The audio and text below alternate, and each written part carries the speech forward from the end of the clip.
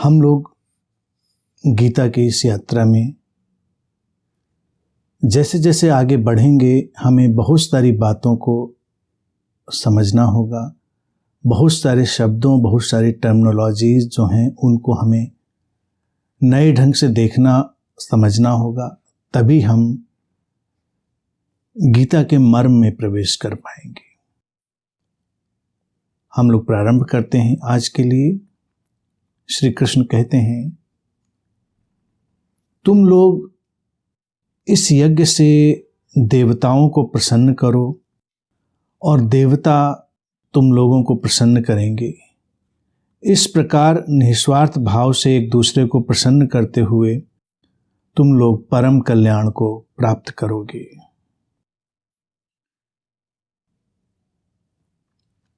यज्ञ प्राप्त देवता तुम लोगों को बिना मांगे ही इच्छित भोग निश्चित देते रहेंगे। देवताओं द्वारा दिए हुए भोग जो पुरुष स्वयं ही बिना यज्ञ किए भोगता है वो चोर के सदृश है। एक बार फिर सारी बात को सुने जो श्री कृष्ण कह रहे हैं, फिर हम लोग आगे बढ़ते हैं। श्री कृष्ण कहते हैं कि तुम लोग इस यज्ञ से देवताओं को प्रसन्न करो और देवता तुम लोगों को प्रसन्न करेंगे। इस प्रकार निस्वार्थ भाव से एक दूसरे को प्रसन्न करते हुए तुम लोग परम कल्याण को प्राप्त करोगे। अब बड़ी सुंदर सी बात यहां पर एक आ गई और एक शब्द भी आ गया, देवता। और देवता शब्द आते ही लोगों को तमाम तरह की कल्पनाएं पकड़ती हैं, तमाम तरह की कहानियां उनके अंतर्मन में झांकने लगती हैं, क्योंकि देवता के नाम से उन्होंने, देवी के नाम से उन्होंने अपनी ही एक काल्पनिक दुनिया रची होती है। देवता का अर्थ होता है देने वाला, जो देने में सक्षम है, जिसके भीतर कोई विशेष गुण है, जिसने इस अस्तित्व के लीला में कोई विशेष भूमिका चुनी है या अस्तित्व ने उसे दी है, वो देवता है। देवता कहीं दूर आसमान में नहीं बैठे हैं, देवता यहीं हमारे बीच हैं। यज्ञ का अर्थ हम लोग समझ ही चुके हैं। यज्ञ के बारे में कृष्ण का कहना है, ये जो अनवरत घटते हुए कर्मों की धारा है, यही यज्ञ है। वो कर्म घट रहे हैं और यहां पर कह रहे हैं कि यज्ञ से देवताओं को प्रसन्न करो, देवता तुम लोगों को प्रसन्न करेगा। जीवन तो दोनों तरफ बहती हुई धारा है। प्रसन्नता संक्रामक है, जीवन का हर भाव संक्रामक है। हम जो पाना चाहते हैं वो हमको देना पड़ता है। जो हम पाना चाहते हैं अगर वो हम देना नहीं चाहते तो वो हमको कभी मिलेगा नहीं। लोग प्रेम पाना चाहते हैं लेकिन प्रेम देना नहीं चाहते, उनका जीवन प्रेम से रिक्त हो जाता है। लोग प्रसन्नता पाना चाहते हैं और प्रसन्नता देना नहीं चाहते, तो प्रसन्नता उनसे दूर चली जाती है। इसी तरह से जीवन का कोई भी भाव हो, हर भाव ऐसे ही लागू होता है कि जो हमको पाना है वो देना है।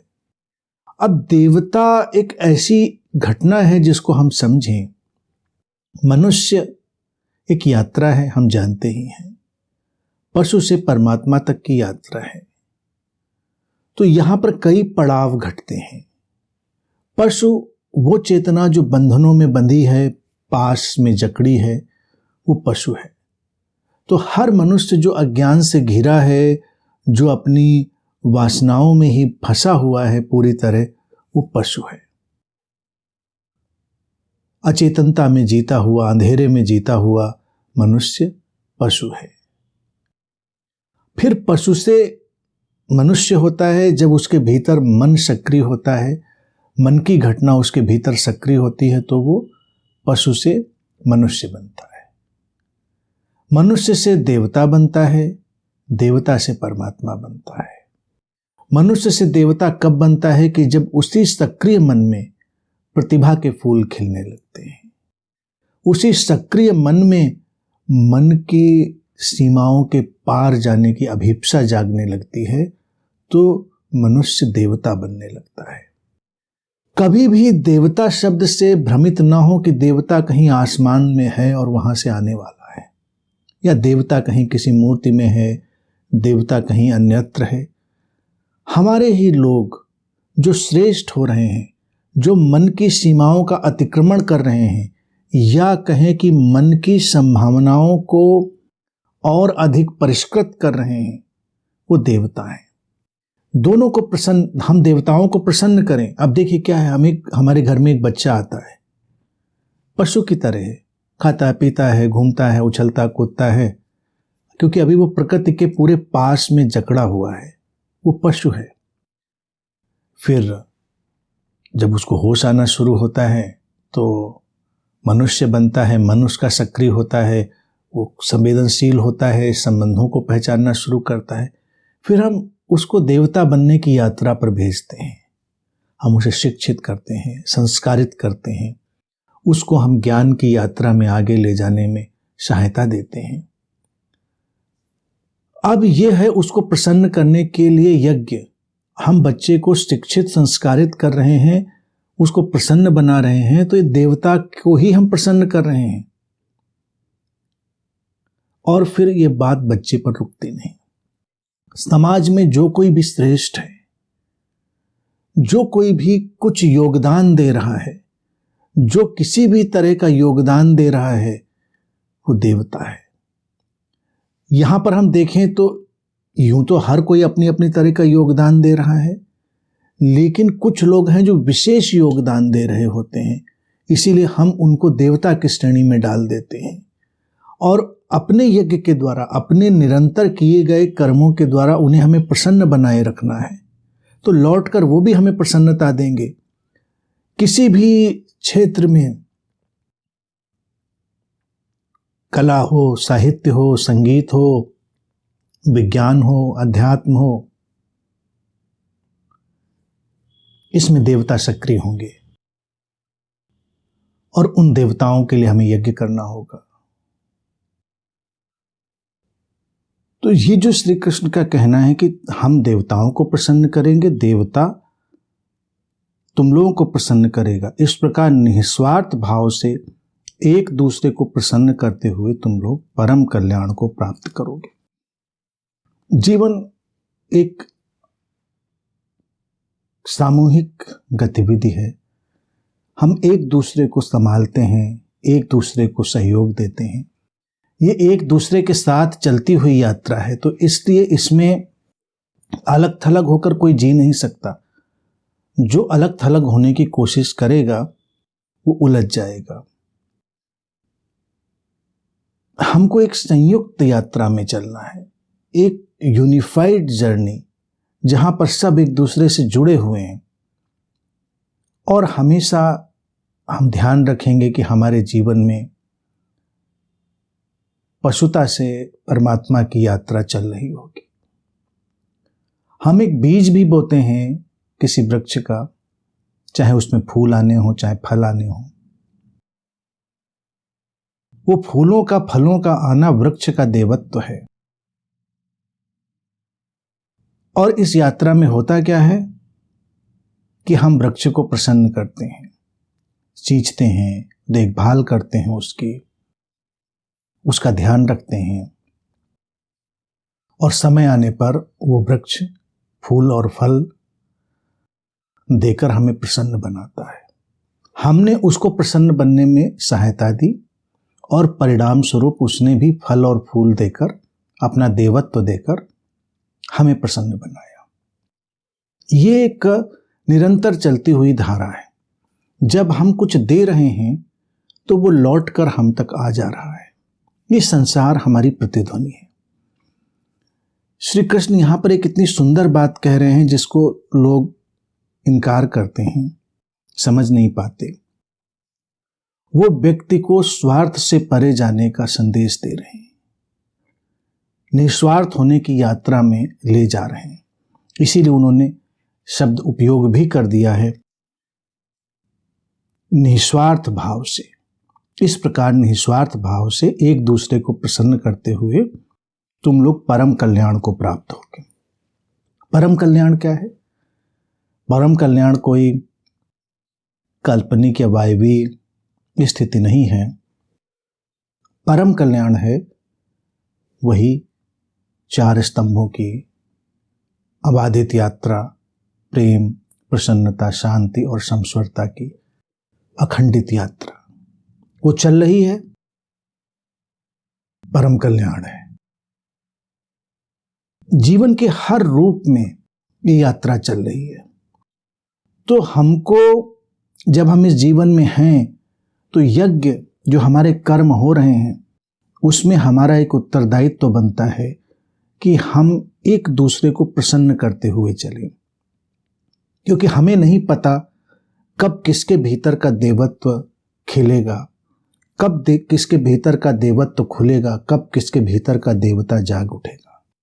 हम इसको नहीं जानते। इसीलिए हम सहयोग की भावना से चलते हैं। हम एक दूसरे का सहयोग करते हैं, एक दूसरे के साथ कदम से कदम मिलाकर चलने का प्रयास करते हैं। और अगर हमें दिख जाता है कि कोई श्रेष्ठ है तो उसे सहयोग देते हैं।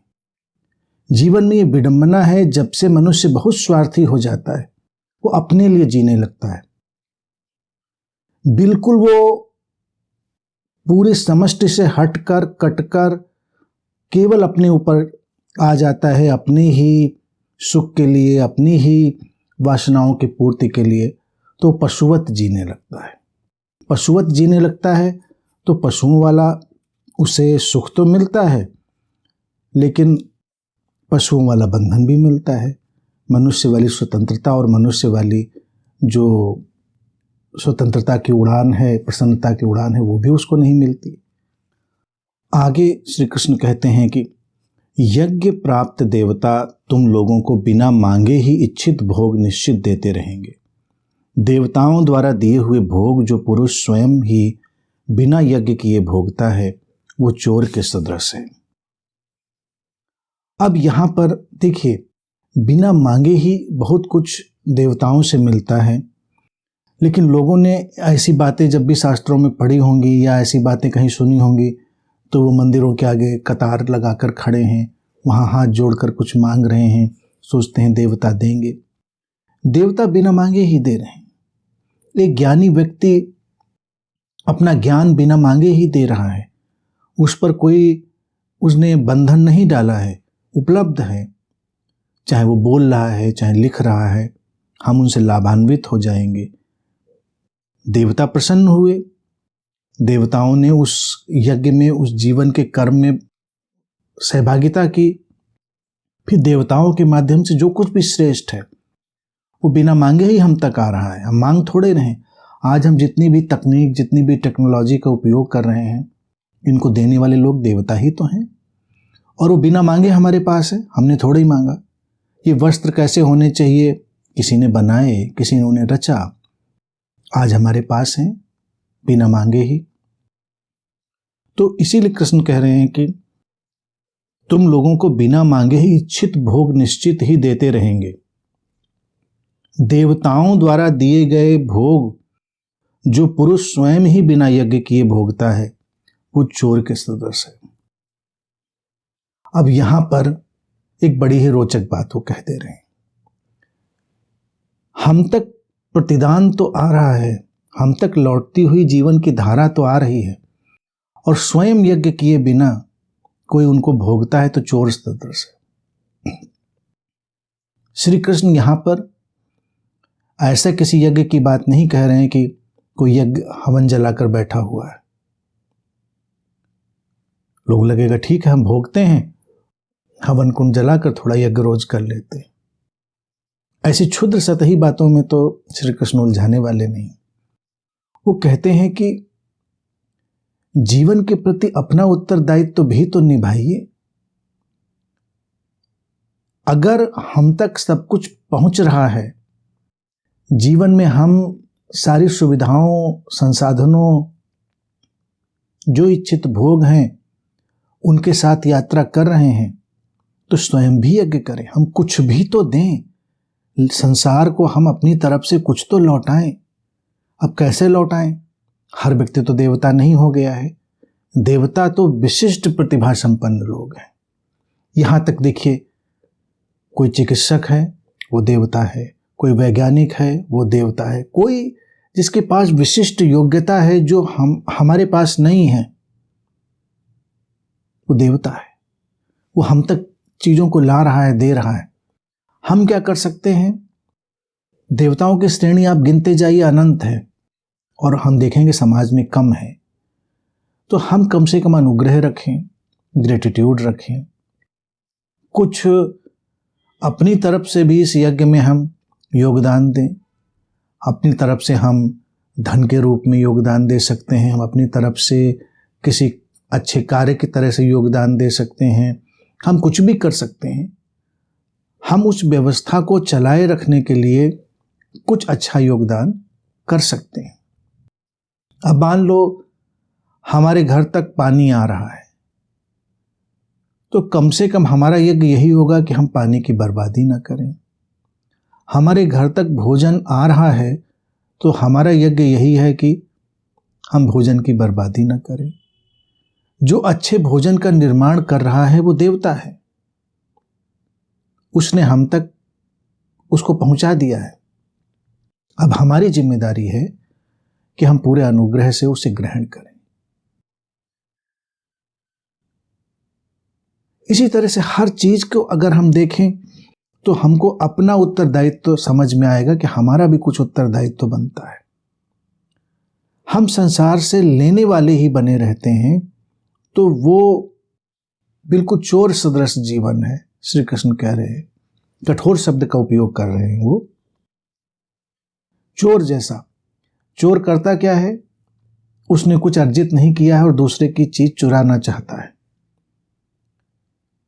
और एक है कि चीज को अर्जित भी किया जा सकता है, उसको हम चोरी नहीं कहते। सामने कुछ रखा है, हम जाते हैं, हम कम से कम चार अच्छी बात करके भी, किसी से अनुनय करके भी हम उस चीज को पा सकते हैं, तो उसको हम चोरी नहीं कहेंगे। चोरी यह है कि हम बिना किसी अनुग्रह, बिना किसी भावना के उठाकर भाग लिए, तो वो चोरी कही गई। कबीर और उनके बेटे, कमाल की एक कहानी है, वो तो सबने सुनी ही होगी। उस पर ही चोरी की बात समझ में आएगी। कहते हैं कि कबीर के घर बहुत मेहमान आते जाते रहते थे। वो सत्संग करते थे और लोग आकर भोजन के लिए बैठ जाते थे। कबीर एक देवता है, वो अपना ज्ञान दे रहे हैं। कबीर अपना ज्ञान दे रहे हैं, वो देवता है। लोग आकर बैठ रहे हैं, उससे लाभान्वित हो रहे हैं। और कबीर कह देते थे कि भाई भोजन करके चले जाना। लोग खाने बैठ जाते थे। तो अब यहां पर देखिए, जो लोग कबीर के कहने से खाने को बैठ गए वो चोर हैं, क्योंकि उन्होंने ज्ञान भी लिया, कोई योगदान भी नहीं दिया, कबीर की समस्याएं भी जानी। वो ये भी जाना उन्होंने कि कबीर के पास इतने संसाधन नहीं हैं, फिर भी उनके निमंत्रण पर बैठ गए। हाँ, उनके पास बैठने का मन करता होगा कबीर के पास, मैं समझता हूं। ऐसे प्यारे आकर्षक लोगों के पास बैठने का मन करता है लोगों का, लेकिन बैठने की फिर सुविधा बनाइए। कबीर भोजन करा सके इतना सक्षम कबीर को बनाइए। आयोजन करिए, कुछ ऐसे संसाधन जुटाइए कि बस इतना करिए कि कबीर कह दें बैठ जाओ और बैठ गए। कबीर को मुश्किल में डाल दिया। अब कबीर ठहरे अलग मनोदशा के व्यक्ति, तो उनको ये बात पता नहीं चलती थी, लेकिन उनकी पत्नी और उनके बेटे वो बड़े खिन्न हो जाते थे। कहते घर में खाना नहीं, कहाँ से जुटाएं, किसी तरह से जुटू के उनकी बात पूरी करो। तो एक दिन कबीर के लड़के को गुस्सा आ गया। उसने कहा कि ये सब बहुत दिन चलेगा नहीं पिताजी, आप जब देखो खाने पे बैठ जाओ। तो यहां देखिए चोर के कितने तल हैं। जो कबीर का ज्ञान लेकर और उनके निमंत्रण पर भोजन करने बैठ गए, वो एक किस्म के चोर हैं। कोई यज्ञ नहीं कर रहे हैं, उनका यज्ञ संसाधनों को जुटाने का भी हो सकता था। और कबीर जैसे निष्प्रह व्यक्ति, कमाल ने कहा चोरी करनी पड़ेगी अब हमको, नहीं तो काम नहीं चलेगा। कबीर ने कहा चलो करते हैं चोरी, काम तो रुकेगा नहीं, ये तो यज्ञ है अपना, हम लोग तो आते हैं, उनको निरादर कैसे कर सकते हैं उनको हम आमंत्रित न करें, ऐसा कैसे हो सकता है। तो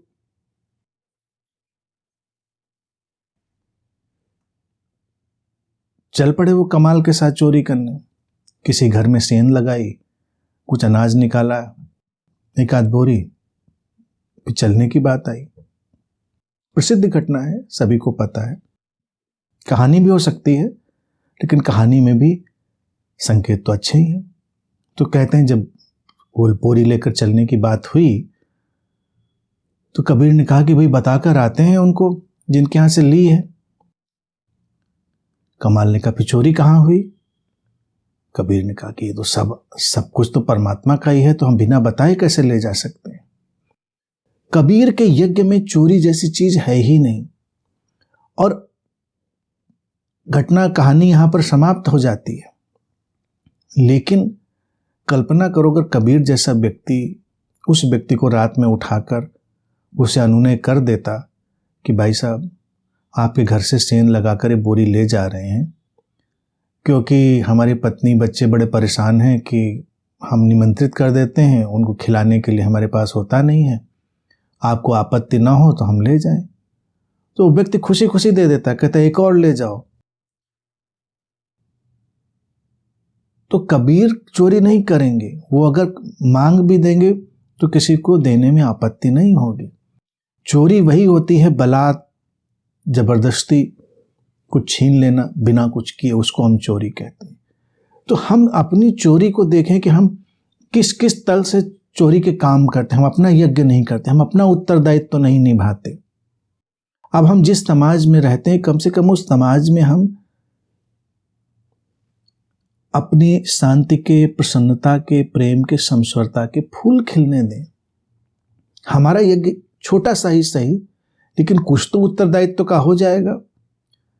लेकिन हम तो प्रसन्न भी नहीं होते। घर से बाहर निकलिए, सब बस मुंह लटकाए हुए घूम रहे हैं, होंठों पर मुस्कान नहीं, एक दूसरे को ऐसी ठंडी, खोखली, खाली, तीखी निगाहों से देखते हैं। समझ में नहीं पड़ता कि ये जिंदा लोग चल रहे हैं कि मरे हुए लोग चल रहे हैं। एक जिंदा आदमी चले तो उसके चाल में रौनक होनी चाहिए, उसके चाल में कोई जीवंतता होनी चाहिए, उसके चेहरे पर कोई मुस्कान होनी चाहिए। कभी कोई सामने पड़ जाए तो उसको देखकर मुस्कुरा देने में कोई हर्जा तो नहीं है। वो हमारा यज्ञ होगा, कुछ तो हमने प्रतिदान दिया, कुछ तो हमने लौटाया इस जगत को। लेकिन हम सब लेना चाहते हैं, देना कुछ नहीं चाहते। वही श्री कृष्ण कह रहे हैं कि जो पुरुष स्वयं ही बिना यज्ञ किए भोगता है वो चोर के सदृश है।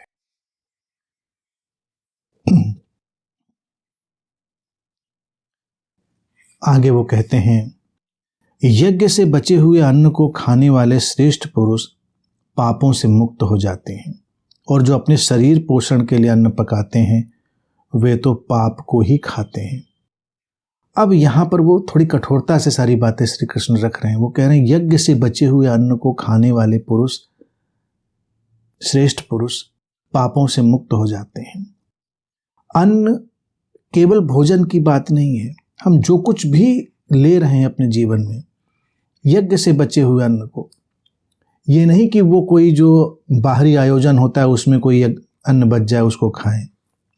हम जो कुछ भी कर रहे हैं जीवन में, हमारे जीवन में जो कुछ भी है, हम जब प्रत्युत्तर देते हैं, हम प्रतिदान देते हैं और फिर हमारे पास भी बहुत कुछ बचता है, हम उसका उपभोग करते हैं, वो श्रेष्ठता है। तो श्री कृष्ण कहते हैं कि ऐसा व्यक्ति पापों से मुक्त हो जाता है। और जो अपने शरीर पोषण के लिए अन्न पकाते हैं वे तो पाप को ही खाते हैं। जिनको लगता है कि बस मेरा ही पोषण होना चाहिए, अपने शरीर पोषण के लिए ही अन्न पकाते हैं। अब वो बड़ी सीधी बात समझाना चाह रहे हैं। उसके प्रसंगों को हम व्यापक करके देख सकते हैं कि ये क्या है अन्न पकाना, अपना ही शरीर का पोषण करना। आज देखिए जो हम प्राकृतिक आपदाओं के मुहाने पर खड़े हैं, जो हम इस इकोलॉजिकल इम्बैलेंस पर हम खड़े हैं, वो क्या है? प्रकृति का दोहन ही हमको करते चले जाना है। प्रकृति का संरक्षण नहीं करना है तो हमारे लिए समस्याएं खड़ी हो जाएंगी। यज्ञ से बचे हुए अन्न को खाने का तात्पर्य है कि आप अपना योगदान निभाइए इस संसार में, क्योंकि ये शरीर इतना अलग थलग नहीं है। अपने ही शरीर का पोषण करने वाला व्यक्ति नष्ट हो जाता है, क्योंकि जो अपना ही शरीर और इतना अलग थलग समझता है वो कहीं बहुत आगे तक ही नहीं जाता। इसी लोग कहते हो पाप को ही खाता है। पाप क्या होता है? सीमित कर देने वाली धारा। पाप एक ऐसी दीमक जैसी चीज है जो हमको खोखला कर देती, खत्म कर देती है, वही पाप है। जब हम एक विराट अंतर संबंध की तरह अपने आप को देखते हैं तो हम उस विराटता के साथ लयबद्ध होकर चलते हैं। केवल अपने को ही संभालने की जरूरत नहीं। हमको लगता है हम अपने को बचा लें, किसी तरह से हम बचे रहें, बाकी पूरी दुनिया में आग लग जाए। पूरी दुनिया में आग लग जाएगी तो हम भी कहां बचेंगे? इस संसार को भी बचाना है, स्वयं को भी बचाना है। और ये जीवन हमेशा एक प्रतिध्वनि है, ये हमेशा याद रखें। जो अपने पोषण के लिए अन्न पकाता है और खाता है, श्री कृष्ण कह रहे हैं, वो जैसे पाप को ही खाता है। जैसे इसको अब अन्न से हटाकर दूसरे उदाहरण पे ले जाएं तो बात और समझ में आ जाएगी। हम दूसरों को तो दुखी बनाने की कोशिश करें और अपने को ही प्रसन्न बनाना चाहें तो वो प्रसन्नता कहाँ टिकेगी और क्या हम अपने को प्रसन्न बना पाएंगे? धीरे धीरे सब बिखर जाएगा। हम एक अजीब से पाप के आवरण में घिर जाएंगे, अर्थात विषाद के आवरण में। संसार में देखो तो हर व्यक्ति अपने को प्रसन्न बनाने की कोशिश ही तो कर रहा है, तो वो पाप को ही अपने ऊपर ओढ़ रहा है। पाप क्या है? विषाद के रूप में, अवसाद के रूप में, निराशा के रूप में, हताशा के रूप में, चिंता, दुश्चिंता के रूप में, वो पाप है। पाप पुण्य कोई आध्यात्मिक धार्मिक बात नहीं है। जिसने केवल अपनी प्रसन्नता पर ही काम करने की कोशिश की, उसने पाप को ओढ़ लिया। इतने सारे जो मानसिक विक्षेप थे उनमें वो घिर गया। और फिर देखें दूसरी चीज कि हम किसी और को भी प्रसन्न बनाने की कोशिश करें, प्रसन्नता बांटें, तो प्रत्युत्तर में, प्रतिध्वनि में, लौटती हुई धारा में हम भी प्रसन्न हो जाएंगे। प्रसन्नता के छींटे हम पर पड़ जाएंगे। पुरानी कहावत है कि जो हाथ किसी को फूल देते हैं उन हाथों में भी खुशबू बसी रह जाती है। और बुद्ध कहते थे कि जब किसी के ऊपर अंगारा फेंकना चाहोगे तो सर्वप्रथम तुम्हारा ही हाथ जलेगा। पाप का परिणाम हो गया कि अंगारा हाथ में लिया, हाथ जल गया। हमने किसी के ऊपर क्रोध को उंडेलने की कोशिश की, लेकिन उस क्रोध ने, उस घृणा ने पहले हमको ही जला दिया। पाप का परिणाम हो गया। हमने किसी को जीवन में सहज होने में सहायता दी, हमने किसी को अपराध बोध मुक्त होने में सहायता दी, हमने किसी के होठों पर मुस्कान लाई। अस्तित्व प्रत्युत्तर में हमारे ऊपर भी अकारण मुस्कानों को अवतरित कर देगा। ये है पुण्य की बहती हुई धारा। तो श्री कृष्ण कह रहे हैं कि चूंकि सब कुछ अंतर संबंधित है, एक जगह की गई घटना दूसरी जगह परिणाम लाती है। तो अगर हम अपने को अलग थलग मान लेंगे और हमको लगेगा हमको बस अपने ऊपर काम करना है, हमको बस अपने लिए जीना है, तो हम पापमय आचरण में चले जाएंगे। वो अन्न की बात करें कि वो पाप को ही खाते हैं, क्योंकि जीवन तो अंतर संबंधित है। और पहला पाप तो यही हो गया कि हमने अपने को अलग थलग मान लिया था। तो एक अंतर संबंध को ध्यान रखते हुए जीवन को एक अखंडित धारा की तरह, एक यूनिफाइड फील्ड की तरह ध्यान रखते हुए जो हम करेंगे, वही हमारे जीवन में भी पुण्य के फूल खिलाएगा, अर्थात शांति, प्रेम, प्रसन्नता और समस्वरता को लाएगा। आगे श्री कृष्ण कहते हैं, अन्न सभी प्राणियों का प्राणाधार है तथा अन्न की उत्पत्ति वृष्टि से होती है, वृष्टि यज्ञ से होती है और यज्ञ कर्मों के साथ साथ चलने से होता है। कर्म समुदाय को तू वेद से उत्पन्न और वेद को अविनाशी परमात्मा से उत्पन्न हुआ जान। इससे सिद्ध होता है कि सर्वव्यापी परम अक्षर परमात्मा सदा ही यज्ञ में प्रतिष्ठित है। यहां पर श्री कृष्ण जीवन चक्र की बात कर रहे हैं। वो जीवन चक्र को उसके अर्जुन के लिए स्पष्ट करें। वो कह रहे हैं कि कर्म जो है वो निरंतर घट रहा है, कर्मों से बचना संभव नहीं। हर व्यक्ति कर्म के लिए डिजाइंड है, कुछ न कुछ करने के लिए वो संस्कारित है, प्रोग्राम्ड है। तो कह रहे हैं कि अब अन्न सभी प्राणियों का प्राणाधार है। अन्न की उत्पत्ति वर्षा से हुई। वो एक चक्र, एक सिंबॉलिक चक्र की बात कर रहे हैं। और वर्षा यज्ञ से होती है। वर्षा यज्ञ से होती है तो कई लोग वर्षा कराने के लिए यज्ञ करते हैं। कभी देखा होगा, वर्षा ना हो रही हो तो यज्ञ करने लगते हैं कि वर्षा, यज्ञ करके वर्षा करा दें। ज़्यादा पानी भर रहा हो तो बरस रहा हो बहुत ज़्यादा पानी, तो भी यज्ञ लोग करने लगते हैं कि पानी रोक दें। तमाम तरह के टोटके वगैरह भी प्रचलित हैं जो लोग करते रहते हैं, क्योंकि उनको लगता है क्योंकि ऐसी बातें उनको लगता है कि देखो, गीता में श्री कृष्ण ने कहा है कि वृष्टि यज्ञ से होती है और यज्ञ कर्मों के एक सामूहिक घटनाक्रम से होता है। अनुवाद में ये भी दे दिया है कि यज्ञ कर्म कांडों से होता है। अनुवाद में भी त्रुटियां इधर उधर लोग करते रहते, क्योंकि उससे क्या होता है कि तमाम जो जनमानस का मन है वो भी उससे संचालित होता है। अब वृष्टि और यज्ञ और अन्न का उपजाना। वृष्टि है पोषण, तो यज्ञ एक कर्मों की धारा है।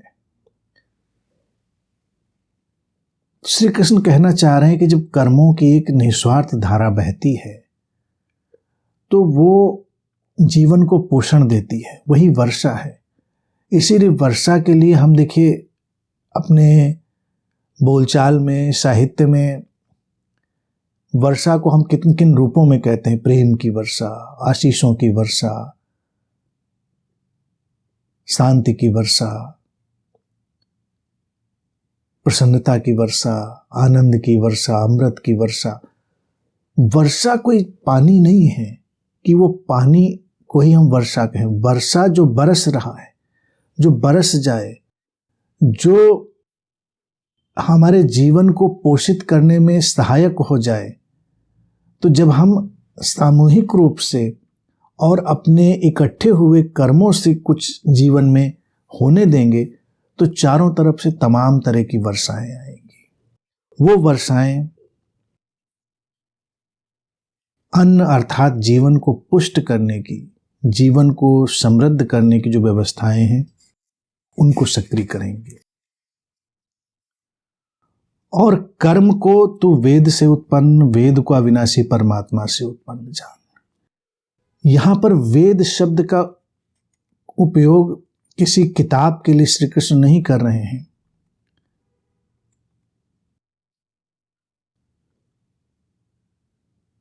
वो कह रहे हैं कि जो ज्ञान है हमारे भीतर, देखिए जब कर्म कोई आता है तो कर्म के पहले विचार होता है। विचार ही किसी कर्म में हमको धक्का देता है।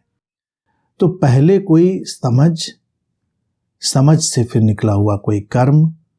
और समझ हमारी कहाँ से आ रही है? समझ आ रही है हमारे सोर्स से, अविनाशी परमात्मा से, यानी कि जो हमारा स्रोत है, जो हमारी अनंत संभावनाओं की पृष्ठभूमि है, जो फील्ड ऑफ इन्फिनिट पॉसिबिलिटी है, वही अविनाशी परमात्मा है, वही इंटैक्ट सोर्स।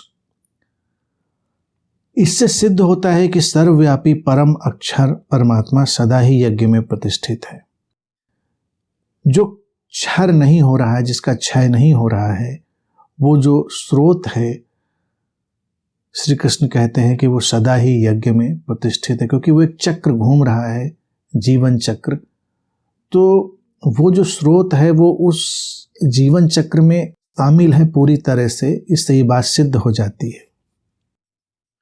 वो घुमाकर अर्जुन को अपनी बात समझाने के लिए ला रहे। उसने कर्म की बात कर दी है तो उसको वो कर्म योग की बात समझा रहे। वो बात एक ही कह रहे हैं, उनका उद्देश्य एक ही है कि उसके मन के धुएं को, अंधेरे को छांट देना। तो वो कह रहे कि जब वो अविनाशी परमात्मा जो क्षय नहीं होता, वो स्रोत जो बस है अनादि और अनंत, वही संचालित हो रहा है, उसी का चक्र घूम रहा है हर तरफ, और वो सदा ही यज्ञ में प्रतिष्ठित है। अर्थात वो जीवन में कोई भी कर्म, कोई भी घटना हो रही है, वो उस स्रोत से ही हो रही है, उससे अलग कुछ भी हो नहीं रहा। उस स्रोत से ही उठी है हर धारा, वो सब उसमें ही शामिल है। श्री कृष्ण बहुत सूक्ष्मता से फिर से अकर्ता की स्थिति को यहाँ पर सामने ला रहे हैं, कर्म में अकर्ता की स्थिति को, कि सब कुछ उस स्रोत से ही घट रहा है, एक चक्र घूम रहा है। उस स्रोत के धक्के से ज्ञान आता है, समझ आता है, हमारे भीतर हमारा वेद प्रकट होता है, फिर वो गति देता है हमारे कर्मों को, हमारे तमाम तरह की गतिविधियों को धक्का देता है। तो एक घूमती हुई धारा है जो चल रही है, तो उसको होने दे, तो उसमें मत पड़, क्योंकि वो चलेगा, कर्म होंगे,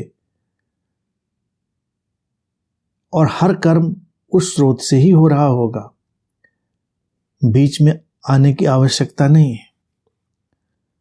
आगे कहते हैं कि हे पार्थ,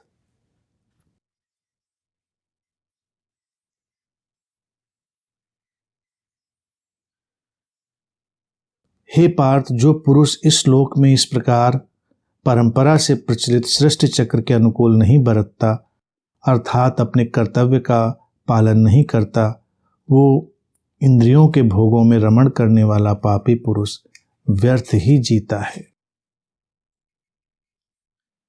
जो पुरुष इस श्लोक में इस प्रकार परंपरा से प्रचलित सृष्टि चक्र के अनुकूल नहीं बरतता, परंपरा क्या है? एक कंटिन्यूटी, एक सातत्य, निरंतर बहती हुई धारा। परंपरा वो नहीं है जो हम पीछे छोड़ते हैं अपने मानवीय जीवन में, जो हम कुछ संस्कार सीखते हैं, जो कंडीशनिंग सीखते हैं और चलती चली आती हैं, उनको हम परंपरा कहते हैं।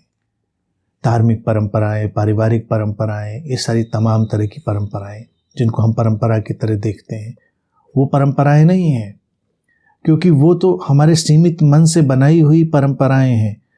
जब श्री कृष्ण कहते हैं कि इस प्रकार परंपरा से प्रचलित सृष्टि चक्र के अनुकूल नहीं बरतता, अर्थात उस स्रोत से जो एक नैसर्गिक धारा बह रही है,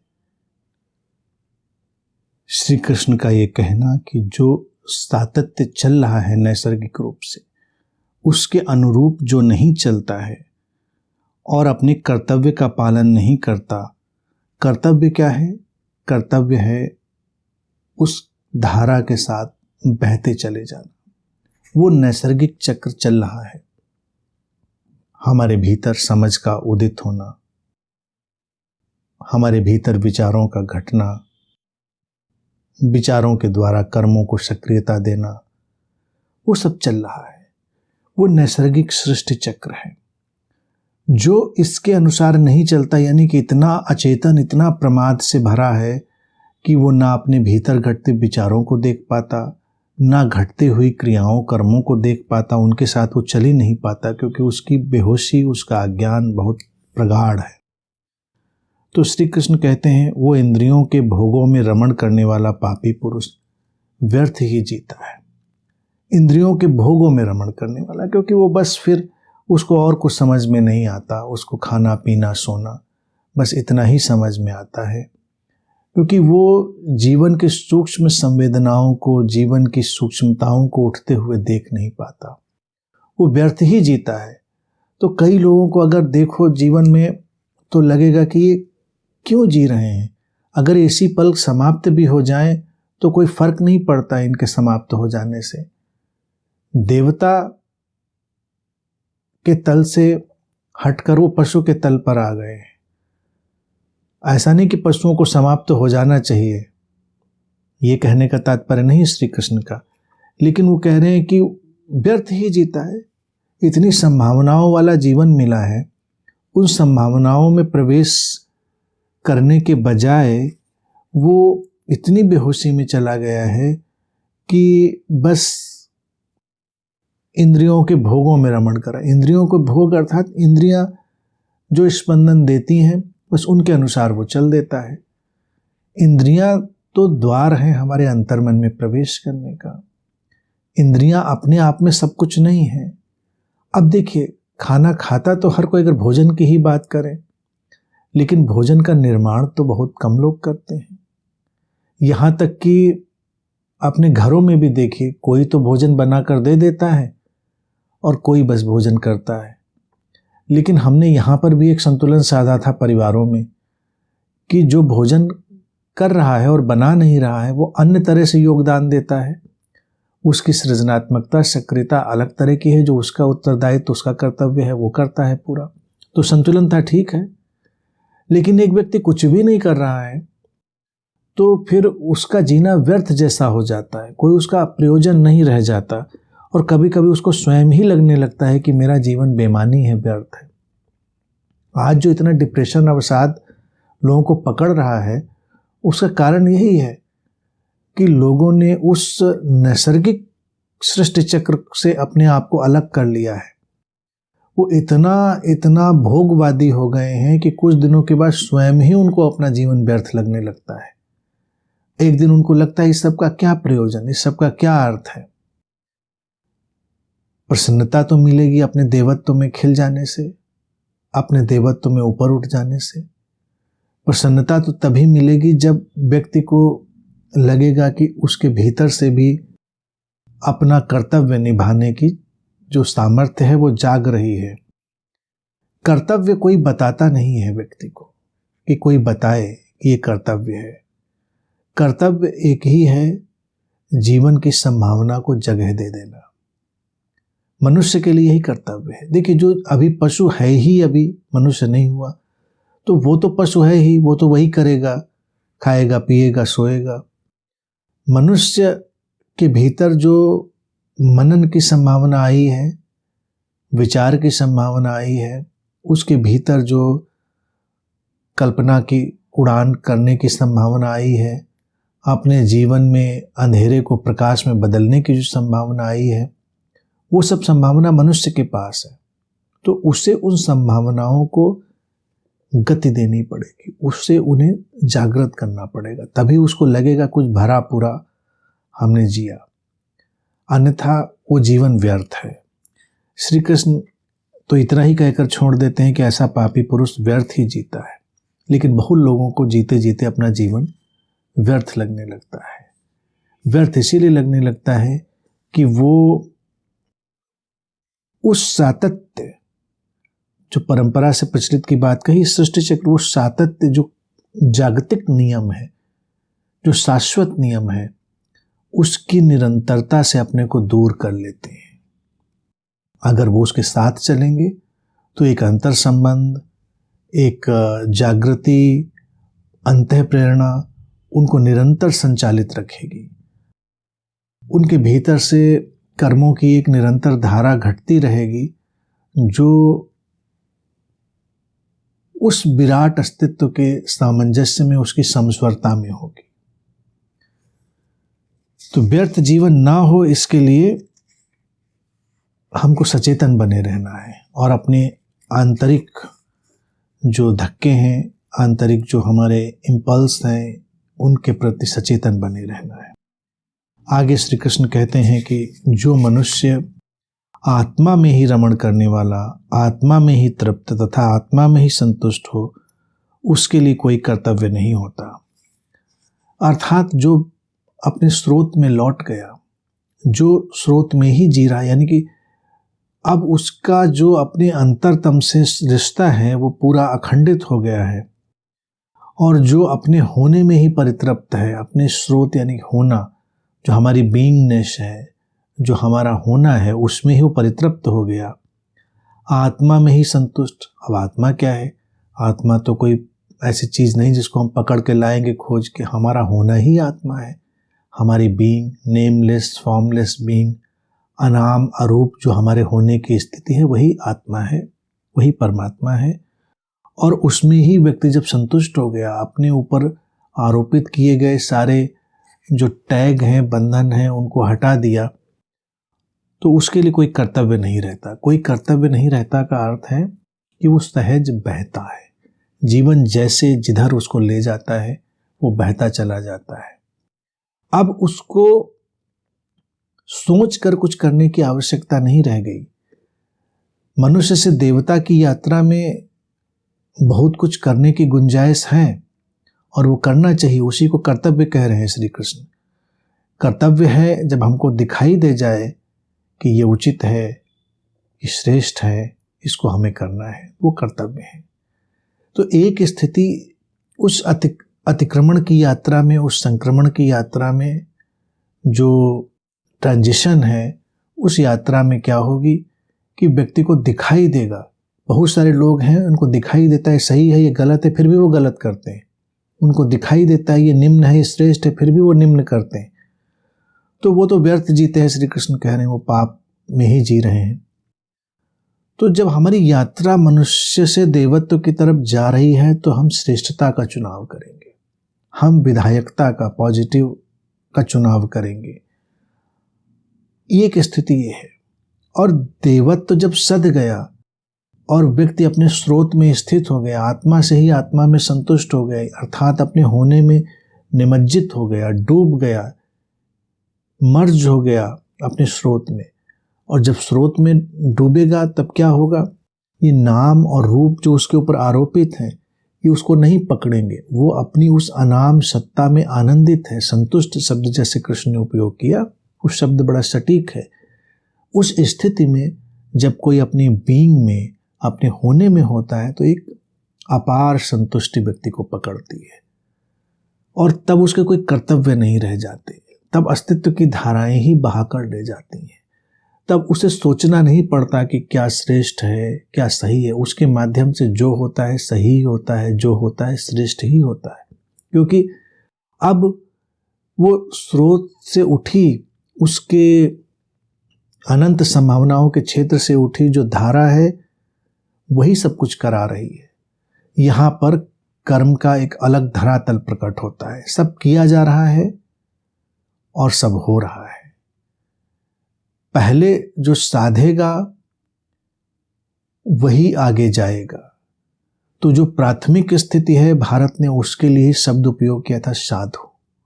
साधु जो कुछ साध रहा है, जो देवत्व साध रहा है, जो श्रेष्ठता साध रहा है, वो साधु है। तो साधु की स्थिति साधक की आनी ही होती है। वो एक यात्रा का पड़ाव है। फिर साधु से वो जाएगा संत की तरफ। संत की तरफ जब उसके भीतर सब शांत हो गया है, समस्वरता आ गई है, तो फिर अस्तित्व ही उसके माध्यम से सब कुछ करता है। वही बोलता है, वही करता है, वही सुनता है, वही उठता है, वही बैठता है। उसके लिए फिर कोई साधने की चीज नहीं रह जाती। इसीलिए भारत में हम जिसको संत कहते हैं, जिसको बुद्ध कहते हैं, वो कुछ साध नहीं रहा है। वो अस्तित्व से इस तरह लयबद्ध है कि अस्तित्व ही उसके माध्यम से सब कुछ कर रहा है। तो उसका कोई कर्तव्य नहीं है। श्री कृष्ण इस पड़ाव पर ये सारी चीज़ स्पष्ट कर रहे हैं। पशु से परमात्मा की यात्रा, देवता क्या है इसको स्पष्ट कर रहे हैं। मनुष्य का कर्तव्य क्या है, मनुष्य क्यों है और उसको क्या करना चाहिए, ये बता रहे हैं।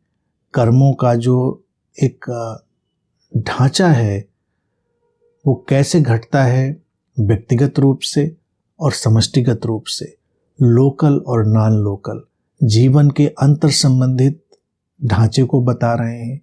अलग थलग नहीं है। जब कोई अलग थलग मानकर काम करेगा परेशान हो जाएगा।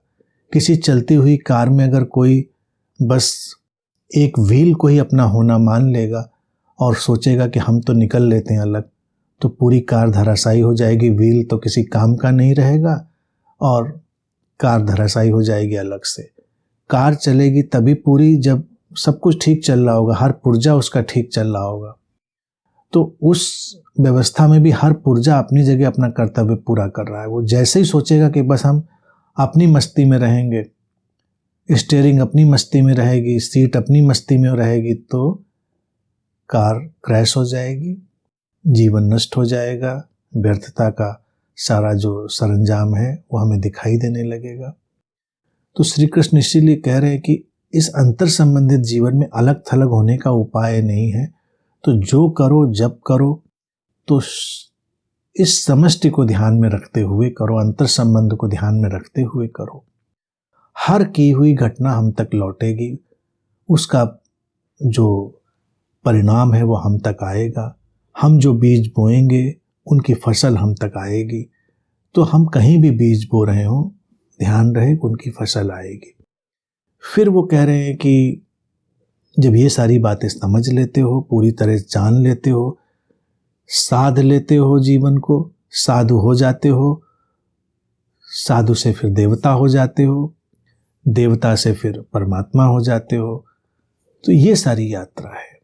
श्री कृष्ण की बातों को अगर हमने समझ लिया होता तो देवता और देवी की जो हमारी सीमित अवधारणाएं हैं उनसे हटकर हमने अपने समाज के श्रेष्ठ लोगों को संभाला होता, सहेजा होता, जो कि हमें करना ही होता है। जब भी जो भी समाज, परिवार, व्यवस्था अपने आसपास के देवताओं का सम्मान कर पाती, उन्हें प्रसन्न कर पाती, उन्हें सहयोग कर पाती, तो देवता भी निस्वार्थ भाव से सब कुछ दे पाते हैं और पूरे जीवन में देवत्व की खिलावट होती है। इस पड़ाव पर श्री कृष्ण ये सब बातें कह रहे हैं और अंत इस बात पर कर रहे हैं इस पड़ाव का कि फिर हमको अंतर संबंधित जीवन में पूरी तरह से डूब जाना है। तब फिर अस्तित्व ही सारा काम करेगा। फिर मैं करूंगा, मैं नहीं करूंगा, ये द्वंद्व, ये चिंता, ये हमसे हट जाए।